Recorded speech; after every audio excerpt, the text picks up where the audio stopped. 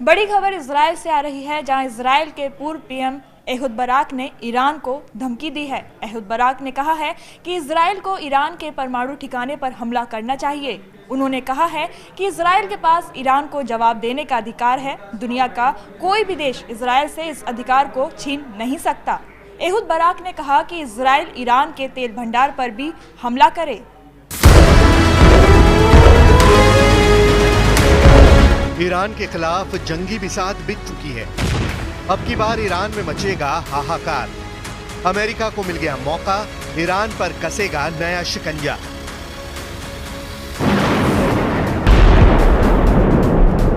Tehran को जलाने का इंतजाम पूरा हो चुका है। बाइडेन ने ईरान को पाषाण युग में पहुंचाने की कसम खा ली है।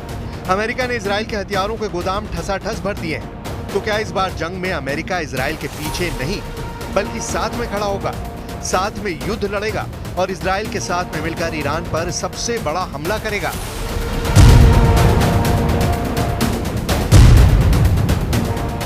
अरब में छिड़े महायुद्ध पर सुरक्षा परिषद की बैठक में अमेरिका ने साफ कहा कि सुरक्षा परिषद के लिए ये ईरान के खिलाफ बोलने का वक्त है। अमेरिका ने ताल ठोक कर कहा कि वो पूरी तरह से इजराइल के साथ है। अमेरिका ने ईरान के IRGC पर अतिरिक्त प्रतिबंध लगाने का प्रस्ताव रखा। अमेरिका ने ईरान को मौजूदा हालात के लिए जवाबदेह ठहराने का प्रस्ताव रखा।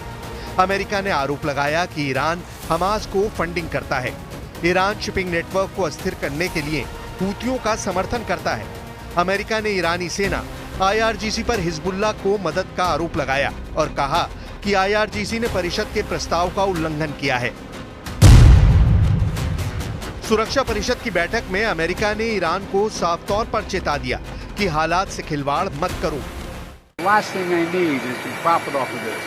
It's time for them to sit at the table and get this strike done. Because I remember we negotiated a similar strike on the West Coast before, and they worked it out.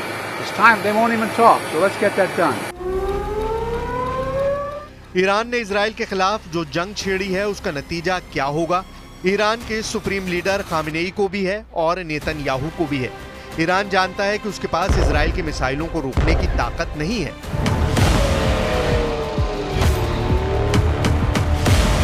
ऐसे में जब जब Israel Tehran पर बेहिसाब बारूद बरसाएगा तो पूरा Tehran धुआं धुआं हो जाएगा।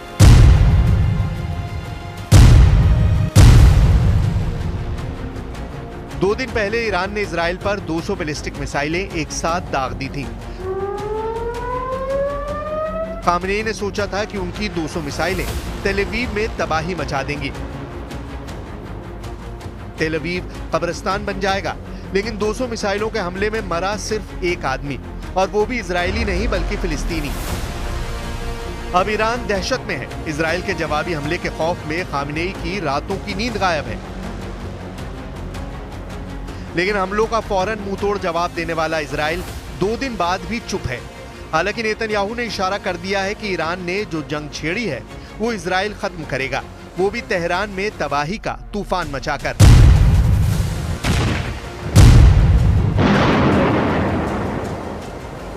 ईरान को इजराइल से ज्यादा खौफ अमेरिका से है, जो ईरान को चारों तरफ से घेर कर बैठा है। इसीलिए खामेनेई बौखलाए हुए हैं और अमेरिका को अरब की धरती से हटने के लिए उस पर हालात खराब करने के आरोप लगाने शुरू कर दिए हैं। شرشون را از این منطقه کم بکنن بدون شک این درگیری ها، این جنگ ها، این برخورد ها به کلی از بین خواهد رفت و کشورهای منطقه میتونن خودشون رو اداره کنن، منطقهشون رو اداره کنن. हालांकि अमेरिका पर ईरान की बातों का कोई असर नहीं हुआ। अमेरिका ने इजराइल के साथ मिलकर कमर तोड़ पलटवार का इशारा कर दिया है। अमेरिकी प्रेसिडेंट जो बाइडेन ने व्हाइट हाउस के रूजवेल्ट रूम में हाई लेवल मीटिंग बुलाकर इजराइल को फुल सपोर्ट का ऐलान कर दिया है। बाइडेन ने इजराइल पर हुए हमले की कीमत तेहरान से वसूलने की धमकी देने के साथ खाड़ी के सभी US बेस पर हाई अलर्ट कर दिया है। माना जा रहा है कि इजराइल के साथ मिलकर अमेरिका खाड़ी में नए वॉर प्लान पर जल्द एक्शन ले सकता है। The word fog of war was invented for a situation like this. This is a fluid situation.